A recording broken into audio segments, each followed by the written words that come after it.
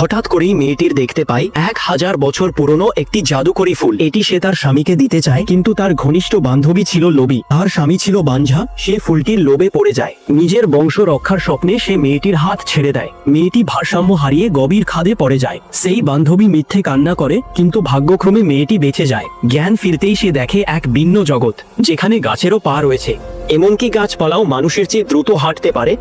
এমনকি গাছ তাকে জড়িয়ে ধরার চেষ্টা করে, কিন্তু কোনোরকম বেঁচে যায়। একটি পুরনো ঘর দেখতে পায়। কৌতূহল বশত দরজা খুলে দেখে ভেতরের দৃশ্য যেন স্বর্গের মতো। সে তৎক্ষণাৎ ক্যামেরা বের করে ছবি তুলতে যায়, কিন্তু হঠাৎই একটি দানব আকৃতি পাখি তাকে তুলে নিয়ে যায়। সেই পাখি 1000 বছর ধরে পাহারা দিচ্ছিল এক জাদুকরি ফলকে। পাখিটি মেয়েটিকে চোর মনে করে শাস্তি দিতে যাচ্ছিল, কিন্তু এই সুযোগে আসল জোর ফলটি চুরি করে ফেলে। পাখি বিষয়টি বুঝে ফেলে এবং রেগে গিয়ে তাকে নিচে ফেলে দেয়। মেয়েটি রেগে যায়, এত উঁচু থেকে পড়ার পরেও বেঁচে যায়। সে অবাক হয়ে যায়। ঠিক তখনই সে এক উজ্জ্বল ফল দেখতে পায়।